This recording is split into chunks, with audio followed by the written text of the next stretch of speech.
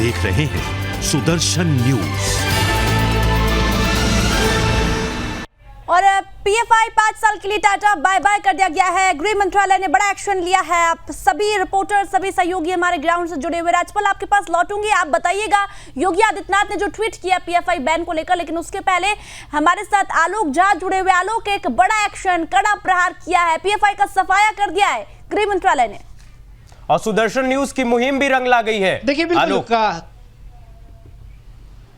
देखिए बिल्कुल कल ही सुदर्शन न्यूज ने अपने सूत्रों के माध्यम से बड़ा खुलासा किया था कि जल्द ही केंद्र सरकार जो है वो पीएफआई पर प्रतिबंध लगा सकती है। और देखिए कुछ ही घंटों के बाद सुदर्शन न्यूज के खबर का असर, सुदर्शन न्यूज के खबर की ताकत, और सुदर्शन न्यूज जो लगातार पीएफआई पर खुलासे करता रहा है। जिस तरह से सुदर्शन न्यूज के प्रधान संपादक श्री सुरेश चौहान के जी ने आज से कई साल पहले अपने कार्यक्रम बिंदास बोल में पीएफआई को लेकर खुलासा किया था, वही बात धीरे धीरे सच साबित होती जा रही है। तब जो है श्री सुरेश चौहान के जी ने अपने प्रोग्राम में खुलासा किया था कि पीएफआई जो है वो लगातार आतंकियों को तैयार कर रहा है। कई वीडियो प्रस्तुत किए थे और लगातार जो है सुदर्शन न्यूज पीएफआई को लेकर खुलासे करता रहा है। अब जो नोटिफिकेशन गृह मंत्रालय ने जारी किया है, उस नोटिफिकेशन में एक वाक्य अगर आप उसको उस नोटिफिकेशन का पढ़े कि पीएफआई भारतीय लोकतंत्र के लिए खतरा है,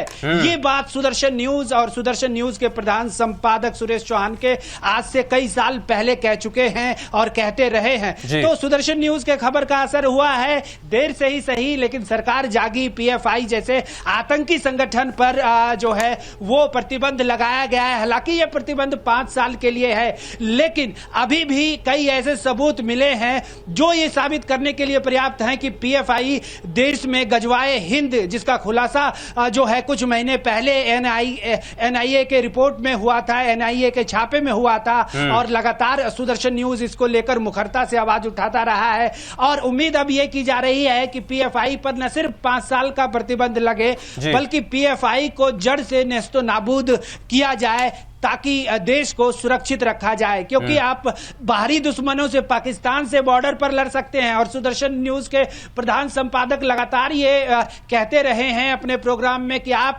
जो है वो पाकिस्तान से बॉर्डर पर लड़ सकते हैं, आर्मी जो है वो पर्याप्त है, लेकिन घर के अंदर छिपे हुए जो आतंकी हैं, घर के अंदर छिपे हुए जो देशद्रोही हैं, उनसे निपटना पहले जरूरी है।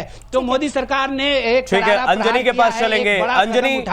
अंजनी, पीएफआई के जो तार है वो आईएसआईएस से भी जुड़े हुए थे, और किस तरीके से हम देख रहे थे कि हवाला के जरिए ये धन जमा कर रहे थे और देश में जो देश विरोधी गतिविधि है उसको अंजाम दे रहे थे, फंडिंग जुटा करके, और ये एक फ्रंट बनाने में जुटे हुए थे, जिसमें ये अपने जो मुस्लिम युवा हैं उनको ये उनका फ्रंट बना रहे थे। सबसे पहले ये देश के लिए बहुत अखंडता के लिए खतरा था।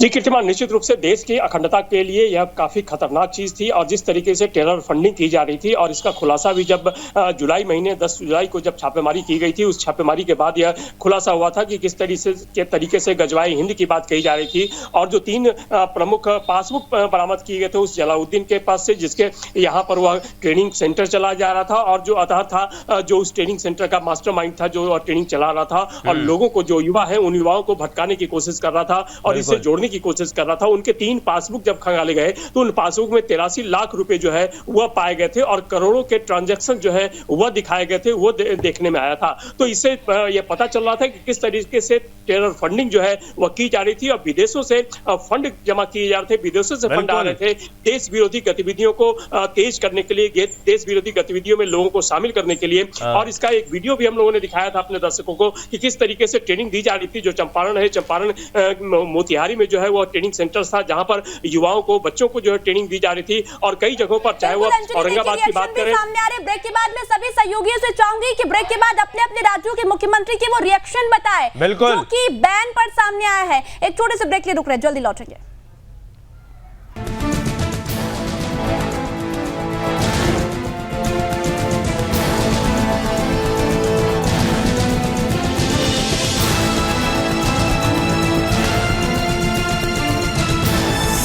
आप देख रहे हैं सुदर्शन न्यूज।